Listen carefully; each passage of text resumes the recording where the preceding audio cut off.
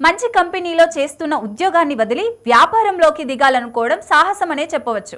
అయితే క్రమశిక్షణ, పట్టుదలతో ఈ రంగంలో విజయం సాధించిన వారు చాలా మంది ఉన్నారు. ఇలాంటి ఆలోచన ఉన్నవారు కింద తెలిపిన ప్రాథమిక ప్రణాళికలు వేసుకోవడం చాలా అవసరం. ఈ సమయంలో బీమా అనేది అందరికీ అండగా ఉంటుంది. ముందుగా మీ ఆర్థిక పరిస్థితిని పూర్తిగా అంచనా వేయాలి. కనీసం 6 నెలల నుంచి ఏడాది వరకు మీ ఖర్చులన్నింటినీ కవర్ చేయడానికి మీ దగ్గర డబ్బులు ఉండేలా చూసుకోవాలి. ఎందుకంటే వ్యాపారం ప్రారంభించగానే లాభాలు రావు. కాబట్టి ఆర్థిక ఇబ్బందులు లేకుండా చూసుకోవడానికి మీ దగ్గర తగినంత పొదుపు అవసరం. వ్యాపారాన్ని ప్రారంభించిన వెంటనే ఆదాయం ఒక్కసారిగా రాదు. మీకు వచ్చే లాభాలలో హెచ్చుతగ్గులు కనిపిస్తాయి.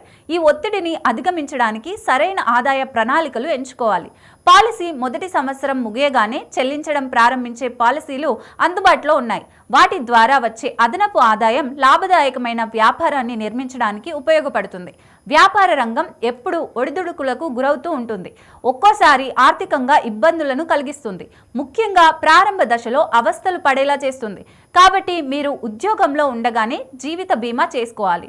అకాల మరణం సంభవించిన, అంగవైకల్యానికి గురైన మీ కుటుంబానికి బీమా అండగా ఉంటుంది. కంపెనీలో ఉద్యోగిగా ఉన్నప్పుడు మీకు మెడికల్ క్లెయిమ్ తదితర ఆరోగ్య బీమా కవర్ అవుతుంది. ఉద్యోగం మానేయగానే వాటిని కోల్పోతారు. ఈ రోజులో యుక్త వయసులోనే అనారోగ్యాలు సంభవిస్తున్నాయి. ఆసుపత్రి బిల్లులు లక్షల్లో ఖర్చవుతున్నాయి. కాబట్టి ఉద్యోగం మానేయగానే ఆరోగ్య బీమా తప్పకుండా తీసుకోవాలి. పిల్లల చదువులకు, పెద్దవారైన తల్లిదండ్రుల అవసరాలకు నిర్మాణాత్మక ప్రణాళిక అవసరం. వాటికి అవసరమైన నిధులు మీ దగ్గర ఉండేలా చూసుకోవాలి.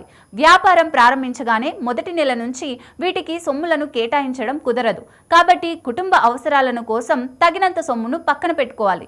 వ్యాపారంలో ఆర్థికంగా స్థిరత్వం వచ్చిన తర్వాత మీ దీర్ఘకాలిక భవిష్యత్తు కోసం ఆలోచించాలి. ఎందుకంటే మీరు ఉద్యోగం నుంచి వ్యాపారానికి రాగానే పిఎఫ్ తదితర పథకాలు రద్దవుతాయి. ఈ నేపథ్యంలో పెన్షన్ ప్లాన్లు, పెట్టుబడి పథకాలు తదితర వాటిని అన్వేషించాలి.